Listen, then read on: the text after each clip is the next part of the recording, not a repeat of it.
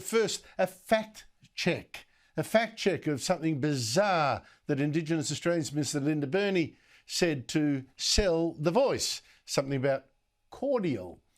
And boy, isn't Burney struggling. I mean, totally out of her depth. In fact, Burney is one big reason that the Albanese government's campaign to sell The Voice is falling to bits. Burney and Prime Minister Anthony Albanese cannot explain how The Voice, this kind of Aboriginal-only parliament, is going to work. They cannot rule out The Voice telling even the Reserve Bank or our defence chiefs what to do. So no wonder polls are showing support for The Voice falling fast. It seemed a sure bet a few months ago. Now it seems like a lost cause. And Burney in particular seems so clueless, so rattled, so ignorant about the details of this voice that again today she had to read out her answers in question time word for word. And I wonder who writes these answers for her.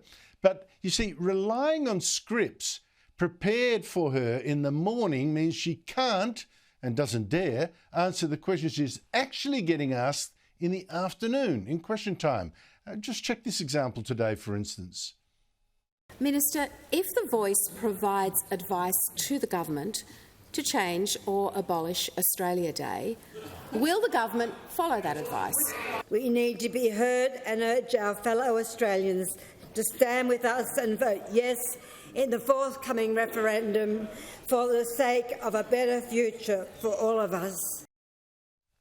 No answer at all. Here's another example. Burney's response to a question about Thomas Mayo, a radical Aboriginal activist that Burney somehow appointed to help design The Voice. Referendum Working Group member Thomas Mayo has stated that we need the power of the Constitution behind us so we can organise like we've never organised before, and that if we keep going, we maintain this momentum until we change the system, until we tear down the institutions. Was the minister aware of Mr Mayo's views when she appointed him to the Referendum Working Group? Order. The referendum is about two things. It's about recognition and it's about listening. It's about making a practical difference. And I simply will not engage in the style of politics that we're seeing today. Totally beside the point. But, you know, yesterday Burney did go off script just briefly to try to, push people's emotional buttons to support The Voice and made this extraordinary claim to explain why we needed The Voice, written into our Constitution, so people identifying as Aboriginal get more political rights than anyone else. I have been to communities where babies are drinking sweet cordial instead of water because it's cheaper. And do not tell me... Order. And do not tell me that the proposition that the Prime Minister has outlined is not needed.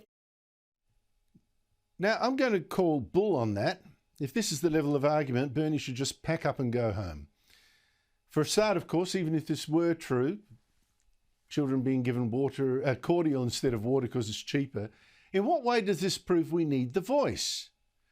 Now, Burney is the Minister for Indigenous Australians. She's heard about this cordial story.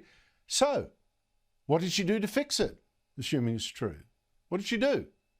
And does she really need a voice in the Constitution to tell her to do something for these children?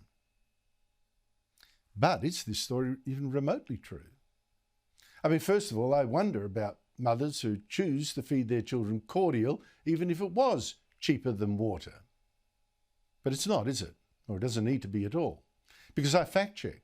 A litre of cordial at Aldi, for instance, on special, at a discount store, for heaven's sake, is just over $2.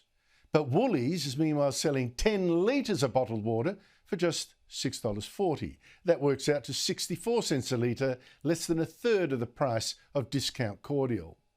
So I don't know what the local shops in that community Burney visited are stocking and selling. There's no Aldi's there, no Woolies, but it cannot be hard to organise for bottled water to be sent in if you don't trust the tap water or the water in the rain tanks. There's no call to give children cordial instead. Now, the parents could do that themselves, get in the water. There's no voice needed. There's no change to our Constitution needed. So I am calling bull on Burney's argument. And I just got to ask, is this the tripe, this tripe, this rubbish, is that the best you've got to sell the voice? Is this really why Australians should now be divided by race in our constitution for the rest of our lives?